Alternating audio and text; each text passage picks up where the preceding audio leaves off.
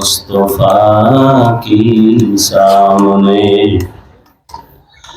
रोज़ महशर का जवाब है मुस्तफा की सामने। मोहम्मद ने आकर कुफर को मिटाया,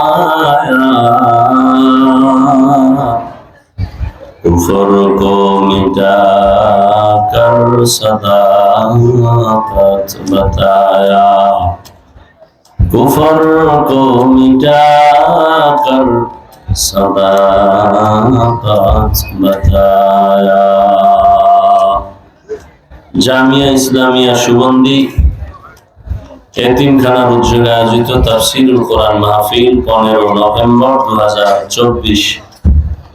উপস্থিত মোহতারাম সম্মানিত সভাপতি হযরত উলামায়ে কেরাম, অত্র এলাকার বিভিন্ন জায়গা থেকে আগত আল্লাহ পাকের আশিকিন, জাকিরিন, শাকিরিন, মুহিব্বিন, মুরব্বিয়ান আযম, কলিজার টুকরা আমার সমবয়সী যুবক বন্ধুগণ, স্নেহের ছোট ভাই, পর্দার আড়ালে মাইকের আওয়াজ শ্রবণলতা, সম্মানিত মা ও বোনেরা, আল্লাহ পাকের দরবারে শুকর যে আল্লাহ পাক আমাদেরকে হাজারো লাখো আসতে দাও, পিছনে আসতে দাও, হাজারো লাখো মানুষের ভেতর থেকে বাছাই করে আমাদেরকে সুন্দর বেহেশতের বাগান, গুনাহ মাফের মজলিস, তওবা কবুলের মজলিস, উলামায়ে আহলে হকের মজলিস, এই বরকতি মজলিসে আল্লাহ আমাদেরকে কবুল করেছেন তথা আশা বসার তৌফিক দান করেছেন। নিয়ামতের শুকর আদায়ার্থে সকলেই মহব্বতে ঈমানের আওয়াজকে উঁচু করে কাওয়াজে বলি আলহামদুলিল্লাহ।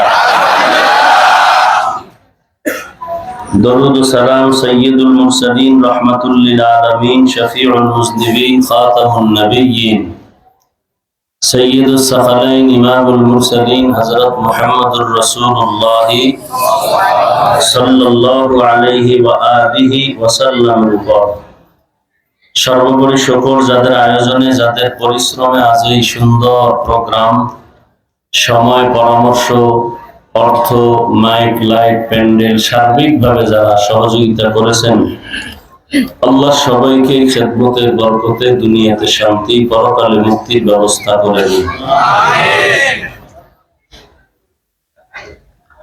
হযরত উলামায়ে কেরাম দীর্ঘ সময় আলোচনা রেখেছেন, আপনারাও ধৈর্যের পরিচয় আলোচনা শুনছেন।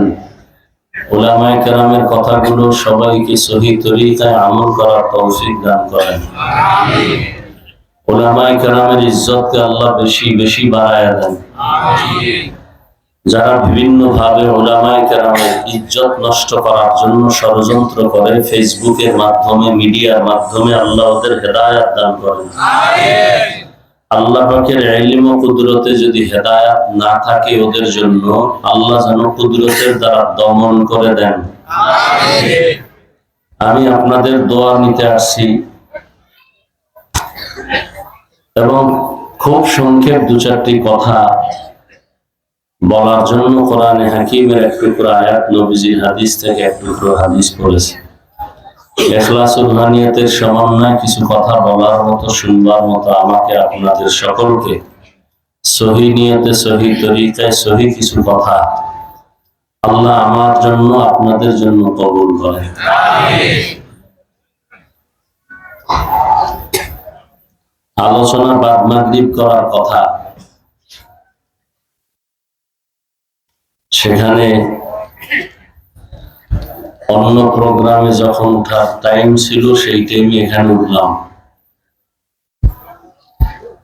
এটা তকদির না, আপনাদের তকদির না আমার, কেমনে বুঝি।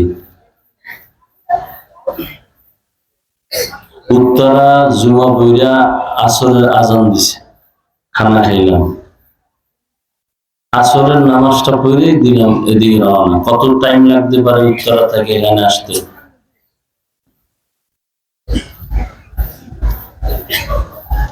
সবাই বলবে আমার বাড়ি আসেন, আমার বাড়ি। প্রত্যেকটা মানুষ যদি চিন্তা করে সবাই তার বাড়ি নিবে, কিভাবে সম্ভব? কিছু বললে বলবে হুজুরের অহংকার, এমনি তো বদনামের শেষ নেই। কিছু বললেই বলবে অহংকার।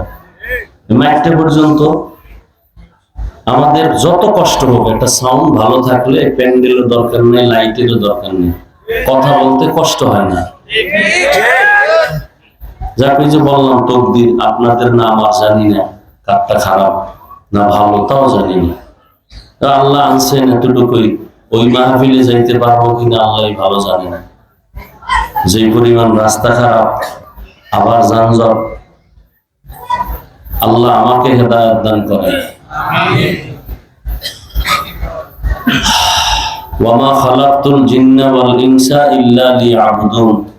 আল্লাহ বলেন, হে মানুষ, আমি তোমাদেরকে সৃষ্টি করি নাই জিন সহ, হ্যাঁ সৃষ্টি করেছি একমাত্র আমার ইবাদতের জন্য। নবীজি বলেন, লা তাআতা লি মাখলুকিন ফি মাসিয়াতিল খালিক। আল্লাহকে বেজার করে, অসন্তুষ্ট করে পৃথিবীর ভিন্ন কারো আদেশ নিষেধ গ্রহণ করা হারাম। আল্লাহকে বেজার করে মা বাবার কথা মানা হারাম। আল্লাহকে অসন্তুষ্ট করে পীরের কথা মানা হারাম। আল্লাহকে অসন্তুষ্ট করে কোন নেতা, কোন নেত্রীর কথাকে গ্রহণ করা হারাম। এক কথায় দুনিয়ার সবাইকে অসন্তুষ্ট বা বেজার করা যাবে, আল্লাহকে বেজার করা যাবে না। দাড়ি রাখলে আল্লাহ খুশি, আত্মীয় স্বজন বেজার। এখন আপনার মুমিন হিসাবে ইমানের পরীক্ষা, আপনি কি আল্লাহকে খুশি রাখবেন না আত্মীয় স্বজনকে খুশি করে দাড়ি কাটবেন? এটা আপনার ইমানের পরীক্ষা। এই পরীক্ষায় যদি আপনি ফেল করেন, তাহলে কোন মুফতি সাহেবের ফতুয়া লাগবে না যে আপনি কোথায় যাবেন, জান্নাতে না জাহান্নামে। এটা আপনারটা আপনিই ফলাফল হাতে নিয়ে নেন। পর্দা করলে আল্লাহ খুশি, আত্মীয় স্বজন বেজার। এখন আপনি আত্মীয় স্বজনকে খুশি করতে গিয়ে পর্দা লঙ্ঘন করবেন, নাকি আল্লাহর খুশির জন্য আত্মীয় বেজার হয় হোক, আল্লাহকে বেজার করবো না, পর্দাও লঙ্ঘন করবো না। এই পরীক্ষায় আপনি কতটুকু পাশ করছেন, আপনার ফলাফল আপনার হাতে। কিয়ামতের দিন আল্লাহ বলবেন না তুমি জান্নাতি না জাহান্নামী। আল্লাহ বলবেন আমলনামা জীবনে যা করছো লেখা আছে, ইকরা কিতাবাকা কাফা বিনাফসিকা ইয়াউমা আলাইকা হাসিবা। তুমি জীবনে যা করছো সব লেখা আছে, তুমি হিসাব মিলাও, তুমি জান্নাতি না জাহান্নামী। নিশ্চিত কাউকে জাহান্নামীও বলা যাবে না, জান্নাতিও বলা যাবে না। বাকি বলা যাবে এই লোকটা জান্নাতের পথে আছে, এই লোকটা জাহান্নামের পথে আছে। কিন্তু জান্নাতের পথে থাকলেই সে জান্নাতি না। হতে পারে মৃত্যুর আগে কালেমা নসিব হবে না, কোন একটা কারণে তার ঈমান চলে যাবে, হতে পারে না। আবার একটা লোক জাহান্নামের পথে আছে, মারাত্মক গুনাহ করে, তাকে জাহান্নামী বলা যাবে না, কারণ হতে পারে মরার আগে তওবা করে ফেলবে। তওবা কইরা সে আমার আগে জান্নাতে যাবে, কারণ আমার গুনাহ আছে, তার গুনাহ নেই। এই জন্য কোন মানুষকে সর্বোচ্চ মাকামেও নেওয়া গ্যারান্টি দেওয়া যাবে না, কাউকে তুচ্ছ মনে করে হিংসা করাও যাবে না, ঘৃণা করাও যাবে না। তো আল্লাহকে বেজার করা সম্ভব না। দুনিয়ার সব বেজার হয় হোক, আর যারা আল্লাহকে রাজি কইরা চলবে, সাময়িক একটু কষ্ট হলেও শেষ ফল হাসি খুশি তার। কি দেখেন, যারা মোটামুটি আলেমের লাইনে নাম লেখানো, নামাজ রোজা করে, দিনের উপরে চলে, একটু কষ্ট নিছে কি জেলখানায় গেছে, কিন্তু সর্বশেষ সম্মানটা কি নিতে পারছে? বরং যারা সম্মান কিনে নিছে ফুলের মালার পরিবর্তে আবার জুতা। কিন্তু যাদের কাছে কোরআন আছে, আল্লাহ আছে, কোনোদিন আল্লাহকে বেজার করে নাই, পরিণাম ফলে সম্মান তাদেরই এখনো আছে, আগেও ছিল, ভবিষ্যতেও থাকবে। যত মাস্তান নাস্তিক পেছনে পেছনে বাহাদুরি করুক, ওলামায়ে কেরামের সামনে বেয়াদবি করার সাহস পায় না। তবে পিছনে বেয়াদবিও যদি না করতো, বাংলাদেশের মানুষের পরিণাম ফলে তো খারাপ হতো না। এই যত খারাপ হয় শুধু আলেমদের সাথে বেয়াদবির কারণে। আর আলেমদের সাথে যারা বেয়াদবি করে বলার দ্বারা বা ফেসবুকে লেখার দ্বারা, এরা সবাই মা বাবার অভিশপ্ত সন্তান। একটা সন্তানও মা বাবার আদরের না, ওদের উপরে মা বাবার বরদোয়া আছে। আর রসুলের হাদিস, আল্লাহ যদি কারো উপরে বেজার থাকেন, তার প্রথম পরিচয় সে আলেমের বিরোধিতা করবে। তাহলে আলেমের বিরোধিতা করা এটাই প্রথম প্রমাণ আল্লাহ তার উপরে কি নারাজ, বেজার। এখন আল্লাহ আপনার উপরে খুশি না বেজার, ফলাফলটা নিজেই বের করেন, কোন হুজুরের ফতোয়া নেওয়ার দরকার নেই। আল্লাহ বুঝার তৌফিক দান করেন। আচ্ছা, এবার আমরা আল্লাহকে খুশি করবো, এটা মুমিনের ঈমানের দাবি। এখন আপনারা কেন খুশি করতে পারেন না, সমস্যাটা কি, এটা একটা পর্যালোচনা করি। মন মানসিকতা খুবই খারাপ লাগতেছিল, বসছি দু চারটা কথা বলে চলে যাও, কারণ আমি মানুষের বরদোয়াকে খুব ভয় পাই। সারা দুনিয়ার মানুষ যদি আমার বিরুদ্ধে বই ছাপায়, আমার টেনশন নেই। আমি যতদিন হকের উপরে থাকবো, ইখলাস নিয়ে থাকবো, আল্লাহকে রাজি করে চলবো, ততদিন পর্যন্ত আমার কোনো টেনশনই নেই। বরং যে আমার বিরোধিতা করবে, ওর পেছনে আল্লাহ ভিন্ন লোক লাগায় ওকে ধ্বংস করে দিবে। মনটা খুবই খারাপ, কারণ আমি মানুষের ওয়াদা নষ্ট করতে চাই না। যত কষ্ট হোক প্রোগ্রামে হাজিরা দেওয়ার চেষ্টা করি। কিছু মানুষের ভুল মেসেজের কারণে ঝামেলা হয়ে যায়। আমি সেই মাহফিলটা কেমনে ধরবো গিয়া, ওই মানুষগুলো তো আমাকে গালাগালি করবে। কালকে আবার ফজর করে বয়ান রাজশাহী। আল্লাহ, তো যে কথা বলতেছি, আল্লাহকে খুশি করতে চাই না। সবাই চায় কিন্তু করে না। এখানে প্রত্যেকটা মানুষকে যদি বলি, ভাই আপনি কি আল্লাহকে খুশি করবেন না আপনি আত্মীয় স্বজন করবেন, বলে না জীবন গেল না, আল্লাহকেই করবো। কিন্তু বাস্তবে আপনি প্রত্যেকটা কদমে আল্লাহকে বেজার করেই চলছেন। কারণ কি? অথচ তাবলীগওয়ালারাও বুঝায়, পীর সাহেবরাও বুঝায়, জুমার দিন খতিবরা বয়ান করে বুঝায়, আলেম আমরা বক্তারা বুঝাই 12 মাস। যেই বুঝানিটা হিন্দুদেরকে দরকার ছিল, খ্রিস্টানকে দরকার ছিল, আপনাকে তো বুঝানো দরকার না। কারণ আপনি আল্লাহ মানেন, নবী মানেন, কোরআন মানেন, হাদিস মানেন, কিয়ামত বিশ্বাস করেন, মরণ বিশ্বাস করেন, নেক আমল বুঝেন, গুনাহ বুঝেন। আপনাকে বুঝাতে হবে কেন? বয়ান তো আজকে খ্রিস্টানদের গির্জায় গিয়ে করা দরকার, হিন্দুদের মন্দিরে দরকার, চট্টগ্রামের পাহাড়ি অঞ্চলে যাওয়া দরকার, পঞ্চগড়ে যাওয়া দরকার। সেখানে টাকা দিয়ে দিয়া মুসলমানের বাড়ি উড়ে দিয়ে কাদিয়ানি হও, খ্রিস্টান হও, ওখানে আমাদের যাওয়া দরকার। অথচ 12 মাস আপনাদের তালি দিতে দিতে ওদিকে নাক দেওয়ার সময় নেই। 12 মাস কি বৃষ্টি আর কি রৌদ্র, আপনাদের এই তালি দিয়া ফলাফল কি? করোনার আগেও সুদ খোর, এখনো সুদ খায়। করোনার আগে আলেমের দুশ্মন, এখনো দুশ্মন। করোনার আগেও মদ পান করতো, এখনো করে। করোনার আগেও ঘুষ খাইতো, এখনো খায়। ফলাফল কি হইল? অথচ সবাই বলে আমরা তুলনামূলক হুজুরদের থেকেও ভালো, বলে না? সন্তান যত বড় হোক, মা বাবার থেকে বড়। আমি বড় বক্তা, মায়ের কাছে আমি বক্তা? হ্যাঁ, আমার অনেক সম্মান। আব্বা আম্মার থেকে আমার সম্মান বেশি। আমার সবাই চেয়ার দিছেন না, সম্মান করছেন না? আমার আব্বা আসলে আমার দাঁড়াইয়া তাকে চেয়ার দিতে হবে কি? তাহলে যত মাস্তানি করেন আর বাহাদুরি করেন, কিয়ামতের আগ মুহূর্ত পর্যন্ত আলেমের উপরে আপনার সম্মান হবে না। চাইলে অপমান হতে হবে, সম্ভব না। কেউ যদি আমার সম্মানটা মা বাবার উপরে দরকার, তাহলে জুতা খাইব। কেউ যদি মনে করে আলেম কি, আলেম ওলামা দরকার নাই, আমার সম্মান সবার উপরে, তাহলে আজকে জোর কইরা সম্মান নিলে কয়েকদিন পর জুতা। আর এই দোষ তো কাদের কি দিবেন? সব দোষ আপনাদের। কি সব দোষ আপনাদের? আওয়ামী লীগের ভোট না দিলে জীবনে ক্ষমতা আসতে পারবে? বিএনপির না দিলে পারবে? সুদখোরের ভোট না দিল চেয়ারম্যান নিতে পারবে? তো ভোট দিছে কি জিনেরা? আপনারাই তো দিছেন। অথচ আপনারা বলতেছেন আমরা ইসলাম চাই। ভোটের আগের রাত্রে টাকা খাইয়া কেবলা ঘুরাই দিছেন। হুজুরকে ভোট দিলে পচবে, হুজুরেরা কিছু করতে পারবে না। তো হুজুর চেয়ারম্যান এখন নাই বাংলাদেশে। আমাদের হেদায়েতুল্লাহ আজাদি বিবারি আছে, কি জানি আমজাদ হোসেন আশরাফি সহ অনেক আলেম। নোয়াখালী আছে খালেদ সাইফুল্লাহ সাহেব। সারা বাংলাদেশের চেয়ারম্যান এক পালায় ওজন দাও। আমাদের ওলামায়ে কেরামদের হাজার ভাগের এক ভাগও ইনসাফ গা হবে না। হুজুরেরা পারে না পারে দেখাইতেছে না, কিন্তু তুমি দাও না কেন?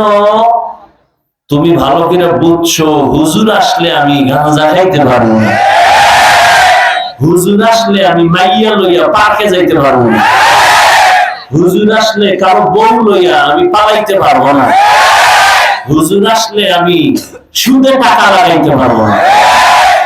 সুদখোর আছে না এলাকায়? কত টাকা লাগায়? যদি ৫,০০০ টাকা ধার দাও, কষ্ট নাই, সম্ভব না।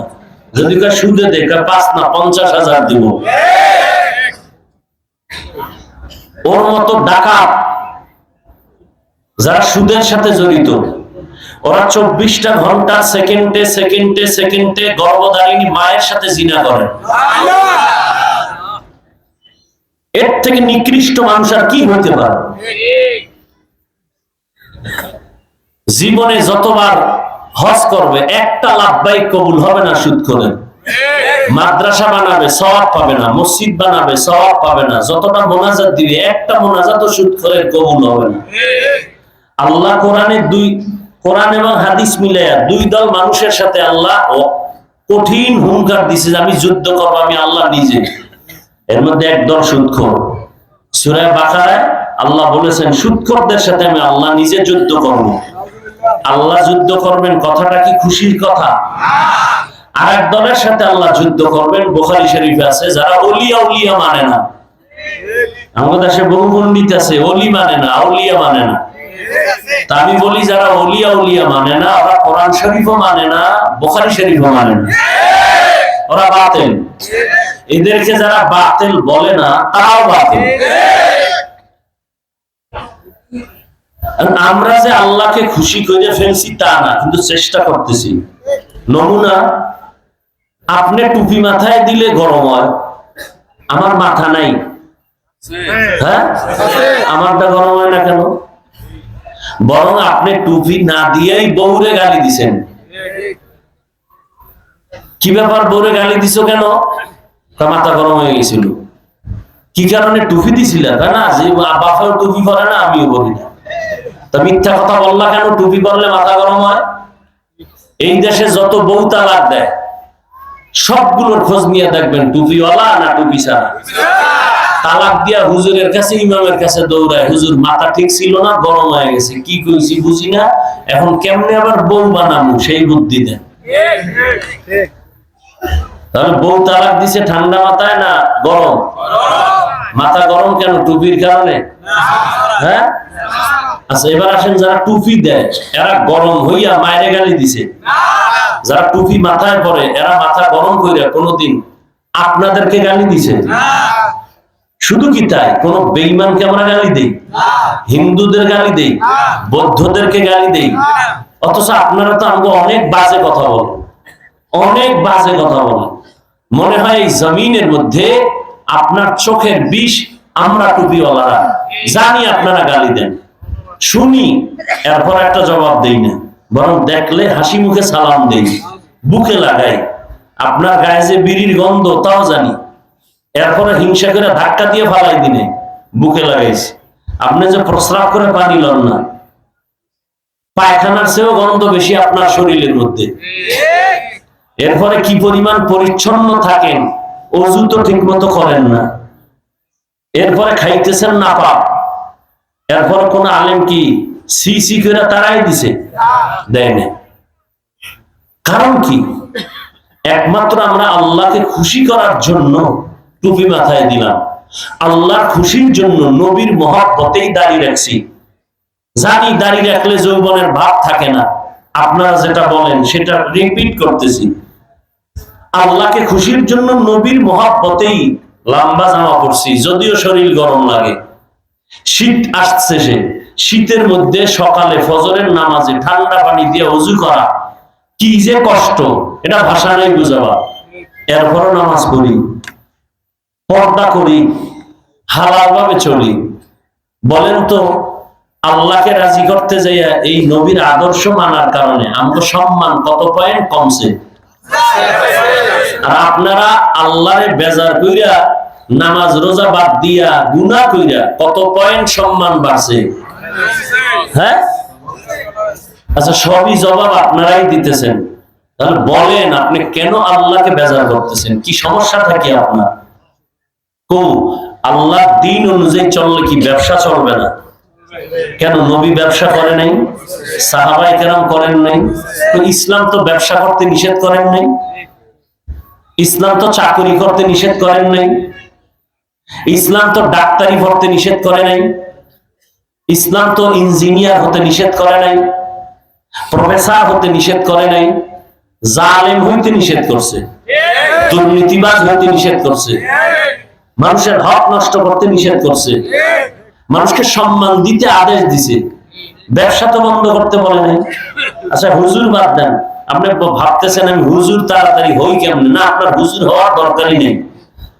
আমি একবারও বলবো না আপনি টুপি লাগান, তসবি লাগান, পাগড়ি লাগায়, স্কুলে তালা লাগায় মাদ্রাসায় আসেন, না, কোনো দরকার নেই। আপনার লাইনের মানুষ জীবনে মাদ্রাসায় পড়ে নাই, 5 ওয়াক্ত নামাজ পড়ে, দাড়িওয়ালা আছে না নাই? বাস, হুজুর বাদ দেন। আপনাকে সাইজ করার জন্য, আসামির কাঠ গড়ায় বিচার করার জন্য আপনার পাশের লোকটাকে আল্লাহ দাঁড় করাবেন।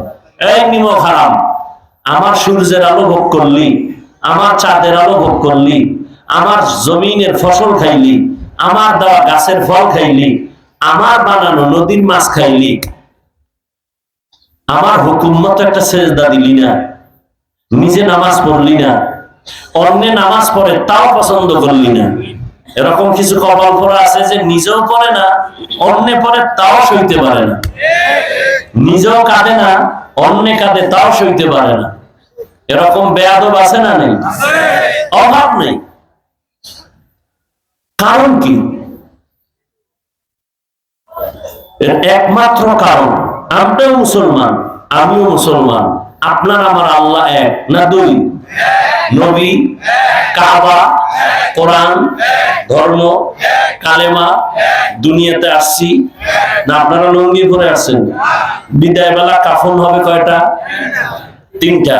আমাকে বক্তাদের জন্য একটু সম্মানের কারণে একটা বেশি, টাকাওয়ালা, অনেক টাকাওয়ালা, সে মরলে একটা বেশি, রিক্সা ড্রাইভার গরিব এ কারণে একটা কম। সবার বেলায় কাফন কয়টা? কালার আলাদা। হুজুরদের কালার একরকম, আপনাদেরটা এক রকম না? কাফনের কালারও এক, কবরের সাইজ না আপনাদেরটা 1 হাত বড়? কবরে রাখার পরে প্রশ্ন হবে কয়টা? আমাদের আলাদা, আপনাদের আলাদা? সবার প্রশ্ন এক। তাহলে আপনি কেন টুপি পরবেন না আর আমি কেন টুপি ছাড়ি না? বিষয় কি? আমার টুপি ছাড়তে লজ্জা লাগে আর আপনার টুপি দিতে লজ্জা লাগে। কারণ কি? আমি দাড়ি কাটতে লজ্জা পাই আর আপনি দাড়ি রাখতে লজ্জা পান। কারণ কি? আমি পর্দা না করলে লজ্জা পাই, আপনি পর্দা করতে গেলে লজ্জা পান। কারণ কি? তাহলে আমরা ভুলে আছি, কোরআন ভুল। কারণ কি? আবার বলবেন যে জান্নাত চাই। আল্লাহ কি আপনার মতো এত চালাক নাকি যে আপনি যা চাইবেন আল্লাহ তাই দিবে? আল্লাহর বিরোধিতা কইরা। আসলে সবই জানেন। অনেকে বলে হুজুর না যাই না করি। কি না জানেন? মিথ্যা কথা বলা, গালি দেওয়া না হালাল? এটা জানেন না? কেন বলেন জানি না? মা বাবার সাথে বেয়াদবি হারাম, নাচ দেখা হারাম, গান শোনা হারাম, কাউকে হত্যা করা হারাম, চুরি করা হারাম, ডাকাতি করা হারাম, জুলুম করা হারাম। জানেন না? মিথ্যা কথা কেন বলেন জানি না? নামাজ পড়া 5 ওয়াক্ত ফরজ, মাঝে মাঝে ছেড়ে দেওয়া সুন্নাত।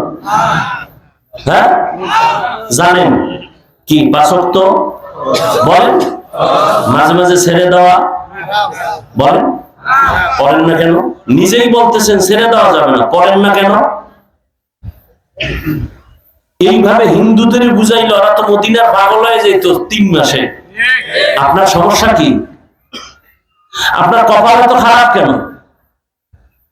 কত বড় বেয়াদব হইলে বলে নিজে তো নামাজ পড়েই না।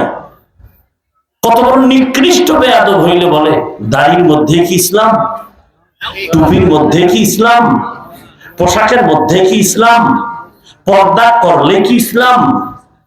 যেটা বলি এটাই অ্যাবাউট করে। তাহলে টুপিতে ইসলাম নাই, দাড়ির মধ্যেও ইসলাম সীমাবদ্ধ নাই, পোশাকেও নাই, যেটা বলি এটাই প্রশ্ন, এর মধ্যে কি ইসলাম। তার মানে বুঝাও নাই ইসলাম কই? তোমার চাপার মধ্যে, চাপাবাজির মধ্যে ইসলাম। মৃত্যু থেকে দুনিয়াতে আসা থেকে মৃত্যু পর্যন্ত যা করবা সব ইসলাম, যদি আল্লাহর হুকুম রসুলের তরিকায় করো।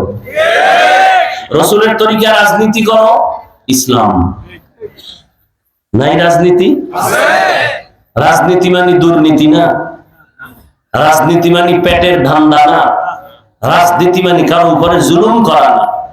রসুল রাষ্ট্র চালান নাই, আবু বকর সিদ্দিক চালান নাই, ওমর ফারুক চালান নাই, উসমান রাদিয়াল্লাহু আনহু দেশ চালান নাই। কেন বলেন কোরআনে বা ইসলামে রাজনীতি নাই? একথা কেন বলেন? এরকম চালাক আছে না নাই? এরা কি বুঝাতে চায়?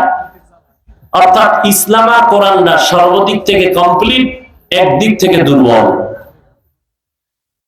রাষ্ট্রের ব্যাপারে কোরআন শরীফ দুর্বল, এই ধারণা থাকলে ইমান থাকে। অথচ তো দেখবেন চায়ের দোকানে চাপাবাজি করে, ইসলামে রাজনীতি নেই। হ্যাঁ, তোমার মতো ধান্দাবাজি পেটনীতি ইসলামে নেই, কিন্তু ইসলামে তো পবিত্র রাজনীতি।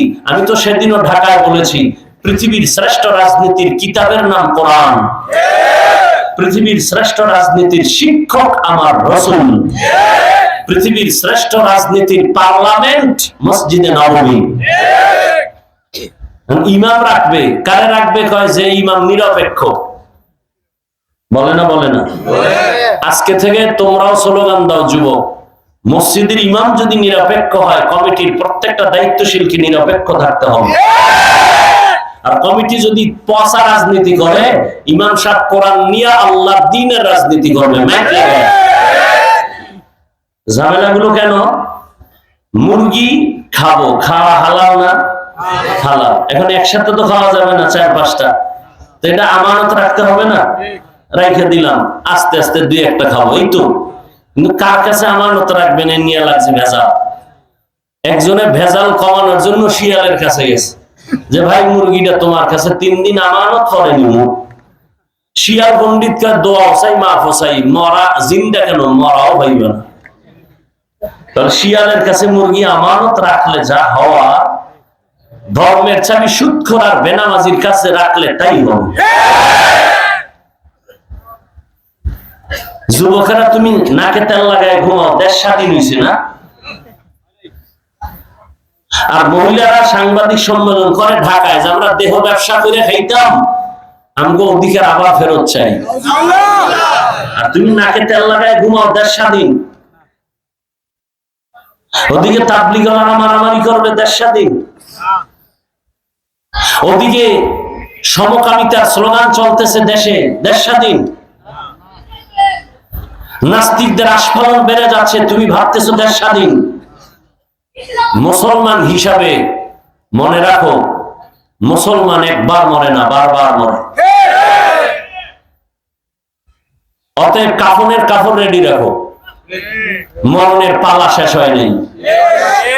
ডাক আসবে, আবার যাবা। জীবন একবার না, বারবার দিব। তবে কোন নেতার জন্য না, কোন দলের জন্য না, কাউকে ক্ষমতার চেয়ারে দখল করার জন্য না, ইসলামের জন্য, আল্লাহর জন্য, দ্বীনের জন্য। হ্যাঁ, নাকে তেল লাগায় ঘুমাবা তুমি সেই দিন। এদেশে কোরআনের বয়ান চলবে, কোন বেনামাজির থেকে অনুমতি লাগবে না যেদিন। তুমি নাকে তেল দিয়ে ঘুমাবা সেদিন। এদেশের প্রত্যেকটা মসজিদ আর মাদ্রাসার কমিটিতে বেনামাজি সুদখোর থাকবে না যেদিন।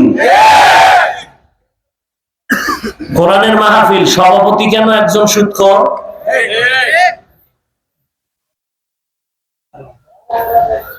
এই জন্য ওয়াজ হইতেছে, বরকত নেই।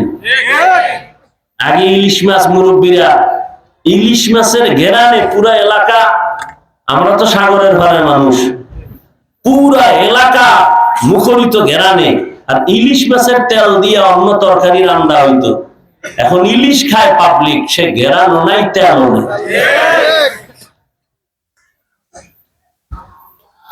আল্লাহ ওয়া মা খালাকতুল জিন্না ওয়াল ইনসা ইল্লা লিয়াবুদুন। সবকিছু নগদ দেখাই দিলাম, এরপর হেদায়েতের মালিক কে?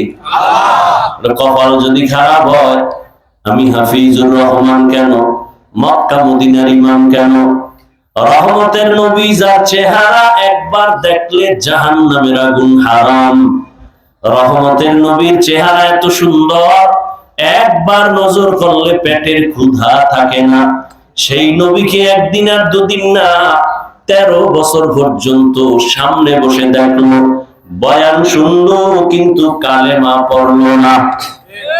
এর নাম কপাল। এর নাম কি?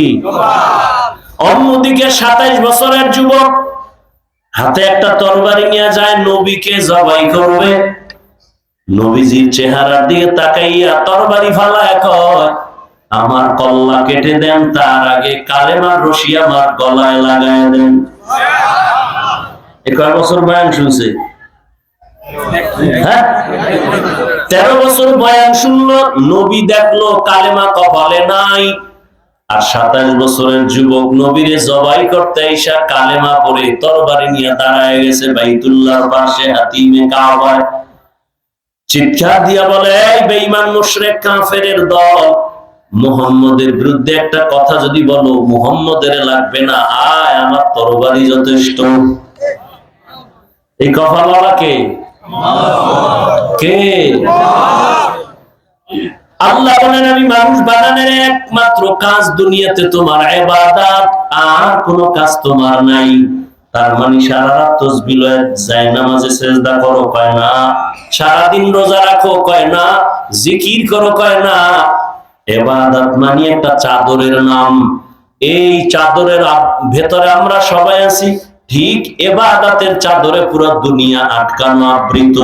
তুমি ব্যবসা করবা ইবাদত, চাকরি করো ইবাদত, তুমি ঘুমাও ইবাদত, তুমি খানা খাইবা ইবাদত, কাউকে বন্ধু মনে করবা ইবাদত, কাউকে তুমি দুশমন মনে করো ইবাদত, তুমি যদি হাসি দাও তাও ইবাদত, তুমি যদি কান্না করো ইবাদত। মন গড়া, মন গড়া তুমি একজনের সাথে হাসছো, এটা ইবাদত। একটা অচেনা মাইয়ারে দেখে হাস দিছো, এটা ইবাদত। নবীকে বউর সাথে হাসি দাও ইবাদত। কি বললো গে? আসে না ভুলো, হাসে বেগানার সাথে। কি? আল্লাহ হেদায়েত দান করুন। তাহলে দুনিয়াতে যা করবেন সবই কি মন গড়া? কার আদর্শে? নবীজির। কার আদর্শে? আচ্ছা, নবীজির আদর্শটা কেমন যুবকরা একটু খেয়াল করো। নবীজির আদর্শ থেকে আরো সুন্দর আদর্শ কারো কাছে আছে? থাকলে কও, আমি অন্তত আল্লাহর কসম খেয়ে বলি, নবীরটা বাদ দিয়া তারটা নিব। একজনের দাঁড়ায় যদি বলো যে হ্যাঁ হুজুর, নবীজির থেকে শেখ মুজিবুর রহমান সাহেবের আদর্শ ভালো, আল্লাহর কসম আমি নবীরটা বাদ দিয়া শেখ সাহেবেরটা নিব। যদি কেউ দাঁড়ায় বলো নবীজির আদর্শ থেকে জিয়াউর রহমান সাহেবের আদর্শ আরো ভালো, আল্লাহর কসম আমি নবীরটা বাদ দিয়া জিয়া সাহেবেরটা নিব, পারবি? শুধু কি জিয়া সাহেব আর শেখ সাহেব? এই জমিনে গণতন্ত্রের আদর্শ বিক্রি করেছে আব্রাহাম লিঙ্কন, পারসেনি শান্তি দিতে? গণতন্ত্রের জন্য মরে, মইরা খায় শহীদ। বলে না? বলে না? গণতন্ত্র জন্মদাতা আব্রাহাম লিঙ্কন, কুফরি একটা মতবাদ, এটা লিখে মরবে। গণতন্ত্র উজ্জীবিত করার জন্য শপথ, গণতন্ত্র ঠিক রাখার জন্য জীবন দিব। হ্যাঁ, বড় কঠিন। লেনিনের আদর্শ, কার্ল মার্ক্সের আদর্শ, মাও সেতুংয়ের আদর্শ সহ দুনিয়াতে অনেক আদর্শ বাজারজাত হইছে, কিন্তু কোন আদর্শ শান্তি দিতে।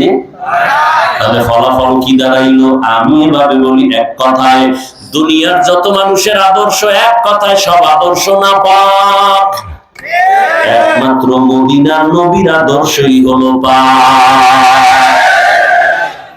নবীর আদর্শ কেমন সুন্দর, আঙ্গুলের নখগুলো কেমনে কাটবা কেমনে রাখবা সেখানেও নবীর আদর্শ আসেনি। জুতা দুইটা কেমনে পায়ে পরবা সেখানেও নবীর আদর্শ। তোমরা জাগো আদর্শের স্লোগান দিয়ে মইরা যাইতে চাও, তোমাগো নেতার আদর্শের মধ্যে নখ কাটার নিয়ম আসেনি, জুতা পরার নিয়ম আসেনি। আমার নবীর কেমন আদর্শ, স্ত্রীর সাথে কেমন ব্যবহার করবা সেখানেও নবীর আদর্শ। সন্তান অন্যায় করছে কেমনে মারবা শাসন করবা সেখানেও আদর্শ। স্ত্রী যদি অন্যায় করে সেখানেও শাসন করার আদর্শ আছে না নাই? কি বিসমিল্লাহ ছাড়া বিদাও? হ্যাঁ, নবীর আদর্শ কত সুন্দর। নবী বাজারে গেছেন, বাজার কইরা গাট্টি লইয়া হাঁটতেছেন। এক সাহাবী দৌড়ায় কয়, দোজাহানের সর্দার আপনি গাট্টি নিবেন কেন, আমি নেই। নবী কয়, আমার হক আমাকে আদায় করার সুযোগ দাও, বাধা দিও না। আমার ঘরের হক তো আমার আদায় করতে হবে। কি না আরেকজনে করবে? চারিদিক দিয়ে বেড়া দিছে, কি কয় পর্দা, ভিতরে সদরঘাট, মামতো ভাই, ফুফাতো ভাই, খালাতো ভাই সব লাইন ক্লিয়ার। অথচ নবীজি বলছেন কঠোর ভাবে, মরণের তোমরা যেমন ভয় পাও স্বামীর ভাইরেও তেমন ভয় পাইও। আর বিয়ে করার আগে যৌতুক চাই, কি বিদেশ যাবো ভিসা দেওয়া লাগবে। আপনার এলাকায় এই গজব নাই? তা কচু গাছের লাগে গলায় দড়ি দিয়ে মরেন। যৌতুক যারা খায় জালেম, যারা দেয় তারাও জালেম। ওই ঘরের সন্তান নেককার হবে না, ওই ঘরের সন্তান মা বাবা জীবনে খেদমত করবে না, সব হারামখোর। আল্লাহ যৌতুকের গজব থেকে এ দেশ ও জাতিকে হেফাজত করে। ইসলামেও যৌতুক হারাম, সরকারি সংবিধানেও যৌতুক কি হারাম, এরপর চলতেছে।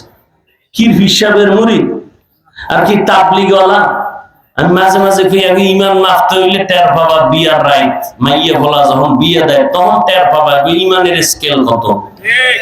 উপরে বইয়ে কিচ্ছু লাগবে না, আল্লাহর জন্য দিয়ে দিছি, তলে তলে এইটা দিল না, এটা মানবতা হইল। বিদেশের বিশালায় তো বিশালয়ে কি করবি, বিয়া কইরা বিদেশ যাবো, তোর বউ পাহাড় দেবে কেডা? আমার ছোট ভাই। হাসবেন না, আকাম চলে না? চলে না। ওর কামাই রুজিতে জীবনে বরকত হবে। এখানেও রসুলের আদর্শ। স্ত্রী রেখে কতদিন তুমি দূরে থাকতে পারবা, এখানেও রসুলের আদর্শ। এক কথায় মানুষের জীবনে দুনিয়াবি শান্তি পরকালে মুক্তির জন্য একটাই প্রেসক্রিপশন, মদিনার রসুলের প্রেসক্রিপশন। ব্যবসা করবা নবীর তরিকায়, ইবাদত। নবীর তরিকায় যদি তুমি বাথরুমে যাও তাও ইবাদত। বাথরুমে হুজুরেরা যায়নি, তুমিও যাও, কিন্তু তোমারটা ইবাদত হয় না। আমি নবীর তরিকায় বাথরুমে যাই কেমনে? কয় ডান পাও দিয়া বাম পা দিয়া ঢুকো, খালি মাথায় ঢুকবা না, খালি পায়ে বাথরুমে ঢুকবা না। বাম পা দিয়া ঢুইকা মাথায় যেন কিছু কাপড় থাকে, টুপি না হয় গামছা বা কোনো কাপড় দাও। কারণ বাথরুম হলো শয়তানের আড্ডাখানা, জিনের আড্ডাখানা। ওখানে গিয়া দুর্ঘটনায় পড়ে যায় মানুষ, মরিয়াও যায়। অতএব খালি পায়ে যাইও না। এবং তুমি বাথরুমে ঢুকার আগে দোয়া বইলা ঢুকো, কয় পারি না, অন্তত বিসমিল্লাহ বইলা ঢুকা যাও। এরপরে বাম পা দিয়া ঢুকো, পায়ে জুতা রাখো। বাথরুমে যখন বসবা হাঁটুর উপরে যেন কাপড় না উঠে, মদিনার নবীর সুন্নাত। আবার যখন বসবা বাম পায়ের উপরে ভর করে বসো, সুন্নাত। মক্কার মুশরিকরা কয় কেমন নবী বাথরুমের নিয়ম শিখায়? কয় আমি এমন নবী। তাহলে আমি নবীর তরিকায় বাথরুমে গেলাম, তুমিও বাথরুমে গেছো, তোমার তো তরিকা নাই ডান পাওয়ার, বাম পায়ের খবর নাই। কেন? তুমি যেই পরিমাণ খাইছো নিম্ন চাপ শুরু। আগে কয় দরজা খুইলা খোলার টাইম নাই, এটা দিছে দৌড়, দৌড়ে একেবারে শীত পড়ায় কইরা মাথাটা পাড়ায় ফেলাইছে। জুতারও খবর নাই, টুপিরও খবর। আল্লাহ হেদায়েত দান করুন। নবীর তরিকায় বাথরুমে যাও, জীবনে দুর্ঘটনা হবে না বাথরুমে ইনশাআল্লাহ। তোমার পানির পিপাসা, পাশে বোতল, তুমিও বোতলের পানি গ্লাসে ডাকলা বা বোতলটা নিলে ছোট 1/2 লিটারের বোতল, আমারও পিপাসা লাগছে পানি পান করি। তোমারটা ইবাদত হয় না, আমারটা হয় কেন? তুমি বোতলটা ধরা মাত্রই বিদ্যুতের মতো বাম হাত চলে গেছে, আমারটা ডান হাত চলে গেছে। তুমি বাম হাত দিয়া ডক ডক করে একটা টান মারলা, 1/2 লিটার নাই, আমিও পানি পান করলাম ওই 1/2 লিটার, তবে ডান হাত দিয়া এক টানে পান করি না, 3টা ধাক্কা লাগাইছি, সুন্নাত ইবাদত হয়ে গেছে। মোনাজাতের পর সবাই বাড়ি যাবেন, বাড়ি গিয়া যারা মানের ছেলে, যারা মান একটু মোটামুটি ভদ্র, এরা ফ্রেশ হবে। আর কিছু অলক কি আছে, ওরা জুতা সহ ঘুমায় যাবে, ও ফ্রেশ হওয়ার টাইম আছে নি, যেখানে রাইত হেন কাই ফ্রেশ হবে। বাসায় গিয়ে কি ফ্রেশ হবে? বলে হাত ধুবে, চেহারাটা ধুবে, পাও ধুইবে। আমিও বাসায় গিয়ে এমনটাই করব, তবে আমারটা ইবাদত হবে। আমিও হাতটা সুন্দর করে ধুইব, চেহারাটা ধুইয়া, পা দুটা ধুইয়া আমার হবে ওযু। কি হবে? তুমি ওই কামই করলা, কিন্তু ওযু তুমি নিয়ত করো নাই, তো ওযু কেমনে হবে? বড় কঠিন। নবীর আদর্শ সহজ, কোন কঠিন কিছু না। তোমার মতো যুবক জেনারেল লাইনে থাকিয়া 5 বেলার নামাজ পড়ে, স্কুলে পড়ে, কলেজে পড়ে আসেনি? বাস তুমি নিজেকে একটু জিজ্ঞাসা করো, ও যদি পারে তুমি পারো না কেন? তোমার মতো যুবক রাস্তায় গাড়ি চালায়, 5 বেলার নামাজ পড়ে, দাড়িওয়ালা আসেনি? বলো তুমি কেন পারো না? তোমার মতো যুবক চাকরি করে, ব্যবসা করে, 5 বেলার নামাজ পড়ে, তুমি কেন পারো না? তোমার মতো বান্দা নদীর মধ্যে মাছ ধরিয়াও নামাজ ছাড়ে না, তুমি কেন পারো না? তোমার মতো সন্তান জমিনে কৃষি কাজ করে, নামাজ পড়ে, তুমি কেন পারো না? ও বৃদ্ধ বাবাজি, আপনার মতো বুড়ারা হাতের মধ্যে লাঠি নিয়ে আল্লাহর ঘর মসজিদে গিয়া 5 বেলার নামাজ পড়ে, আপনি কেন পারেন না? কপাল বড় খারাপ, গুনার কারণে আল্লাহ বুঝি বেজার হয়ে গেছে। পর্দার আড়ালের আম্মা জানেরা, বোনেরা, আপনাদের কপাল কত ভালো।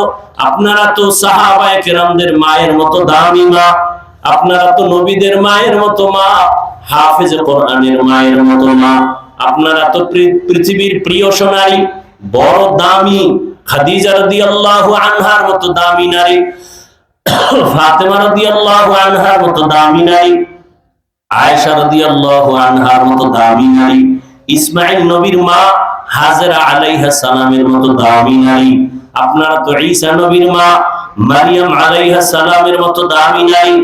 আপনারা তো বেঈমান ফেরাউন, যে আল্লাহর বিরুদ্ধে গিয়া নিজের খোদা দাবি করলো, তার ঘরে তার স্ত্রীর নাম কি?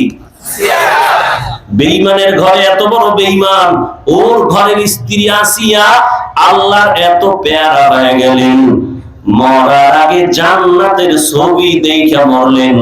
নবী বলেন, জান্নাতে আমি মুহাম্মদের সাথে আসিয়ার নতুন ভাবে বিবাহ হবে। আমরা জানেন আপনারা কেন পারেন না? আপনাদের মতো বহু নারী এখনো কি এলাকায় নাই 5 ওয়াক্ত নামাজ পড়ে, পর্দা করে, স্বামীর মাল হেফাজত করে, খেয়ানত করে না, মোবাইলে সময় নষ্ট করে না। মানুষের জীবনের একটা মূল সম্পদের নাম চরিত্র। এই চরিত্র যার জীবন ভর ভালো থাকবে, সে মরিয়া গেল তার সুনাম থাকবে। আরে আম্মা জান, একটা গাছ ভালো হলে ফল ভালো হবে। জমিনে প্রত্যেকটা মানুষ ভালো হওয়ার পেছনে আপনি গাছের মতো অবদান। সন্তান ভালো হবে আপনার আদর্শের কারণে। যেই মা ভালো তার সন্তান ভালো, যেই মায়ের আদর্শ খারাপ তার সন্তানও খারাপ। এরে আম্মা জান, আপনার সন্তানকে ডাক্তার বানাবেন আলহামদুলিল্লাহ, আপনার সন্তানটাকে ইঞ্জিনিয়ার বানাবেন আলহামদুলিল্লাহ, আপনার সন্তানটাকে প্রফেসর বানাবেন আলহামদুলিল্লাহ, তবে আমার দাবি বেয়াদব বানাবেন না।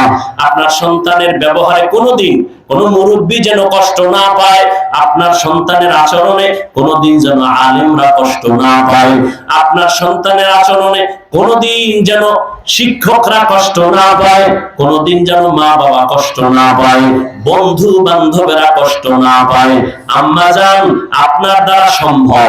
একটা লাইন ছাড়া স্বামীটাকেও লাইনে নেওয়া, আপনার স্বামীর ঘরে আইসা হাসি মুখে স্বামীকে যদি মহব্বতের নজরে একদিন বলতেন, 2 দিন বলতেন, 3 দিন বলতেন, এই স্বামী আমার, আমার আব্বা আম্মার আদর চাইরা তোমার ঘরে আসছি, আমার জীবন মরণ এখানেই, না খাইয়া থাকলেও আছি, খাইয়া থাকলেও আছি, তবে তোমার কাছে আমার দাবি, জীবনে কোনোদিন অবৈধ হারাম টাকা ঘরে আনবা না। হারাম টাকা দিয়া আমার রক্ত যেন নাপাক না হয়, আমার সন্তানের রক্ত পবিত্র, হারাম টাকা খাওয়ায়া নাপাক করা যাবে না। আপনি যদি স্বামীটারে বুঝাইতেন, কোন স্বামী মরিয়া গেল হারাম টাকা ঘরে আনতো না। সন্তানটারে যদি বুঝাইতেন, বাবা আমি তোর মা, আমার দোয়া ছাড়া গাইতে পারবি না, আমি জীবনে তোরে নিয়ে কষ্ট করেছি, তোর কাছে আমার একটা দাবি, জীবনে কোনোদিন মিথ্যা কথা বলবি না, কোনোদিন কারো সাথে বেয়াদবি করবি না। সন্তান আমগো হুজুর গো 13 বছরের রস কানে দিত না, মায়ের ওই 2 কথা খেয়াল রাখতো। আম্মায় কইছে মিথ্যা কথা বলা যাবে না, আম্মায় কইছে কারোর সাথে বেয়াদবি করা যাবে না, ওই সন্তান ধীরে ধীরে আদো বলা হয়ে যেত।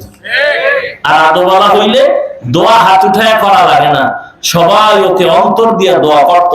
ছেলেটা স্কুলে পড়লে কি হবে, খুব নম্র ভদ্র, এটাই দোয়া। মা খালাকতুল জিন্না ওয়াল ইনসা ইল্লা লিয়াবুদুন, আল্লাহ বলেন ইবাদতের জন্য আমি দুনিয়ায় মানুষ পাঠাইছি। তার মানে তুমি রাজনীতিও যদি করো ইবাদত হিসাবে করো, নবী যেমনে করছেন ওইভাবে করো।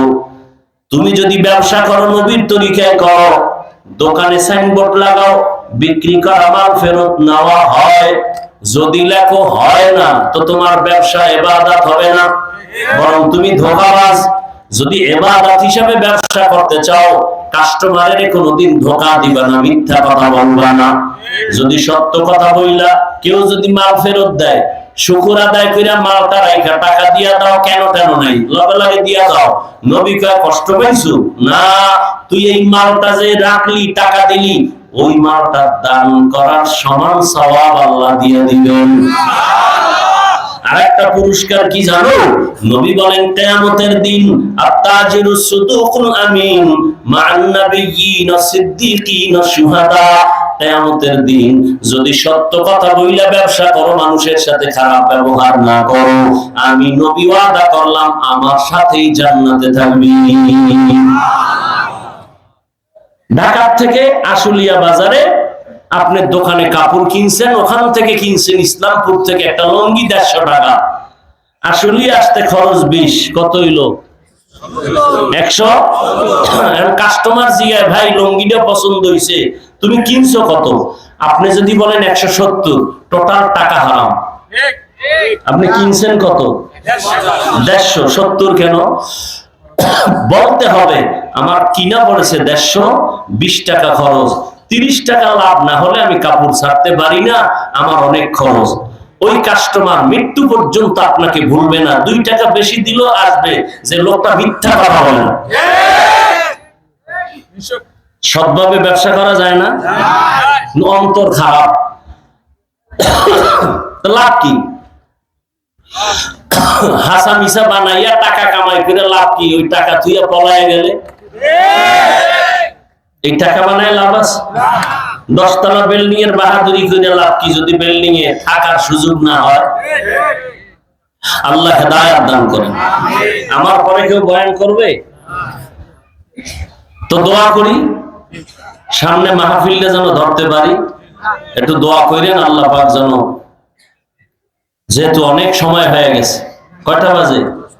10টা। আপনি তো মনে করবেন টান দিলি 5 মিনিটে স্টেজে, তা আমি আসর থেকে এখানে 10টা বাজলো কেন হইতে?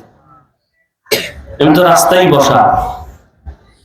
তো যাই হোক, ওয়াজ হেদায়েত না, শুরুতেই বলছি নবীকে দেখলো, বয়ান শুনলো, কালেমা নসিব হয় নাই। যদি আল্লাহ কবুল করে তাহলে অল্প কথায় হেদায়েত এসে যাবে, আর কপাল যদি খারাপ হয় মক্কা মদিনার ইমাম হইলেও কাজ হবে না। আল্লাহ সবাইকে হেদায়েত দান করুন। যুবকদেরকে আমার শেষ কথা, ও যুবক বাবা, তুমি ডাক্তার হও, দোয়া করি, ইঞ্জিনিয়ার হও, বেয়াদব হইও না। সম্মানের সাথে যদি ডাক্তার, ইঞ্জিনিয়ার, প্রফেসর হতে চাও, তাহলে তোমার লেখাপড়ার পাশাপাশি চরিত্র ঠিক থাকতে হবে এবং দোয়া লাগবে। কার দোয়া নিবা? তোমার জীবনের সফলতার প্রথম দোয়া মা বাবা, দ্বিতীয় দোয়া শিক্ষকের, তৃতীয় দোয়া উলামায়ে কেরাম মুরব্বিদের, তাদের থেকে দোয়া নিও। যদি দোয়া নিতে নাও পারো, আমার শেষ কথা, ওয়াদা করো, শপথ করো, অঙ্গীকার করো, মা বাবার দোয়া যদি নিতে নাও পারি বরদোয়া নিব না। শিক্ষকের দোয়া যদি নিতে নাও পারি বরদোয়া নিব না। উলামায়ে কেরামের